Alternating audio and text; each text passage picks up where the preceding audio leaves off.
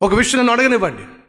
రోగం వచ్చిన వాడు పొద్దుటేమో ఇంగ్లీష్ మెడిసిన్ వాడతాడట, మధ్యాహ్నం ఏమో ఆయుర్వేదం వాడతాడట, సాయంత్రం ఏమో హోమియోపతి వాడతాడట. అడుగుతున్నా, వాడు తగ్గిద్దంటారా? చెప్పండి.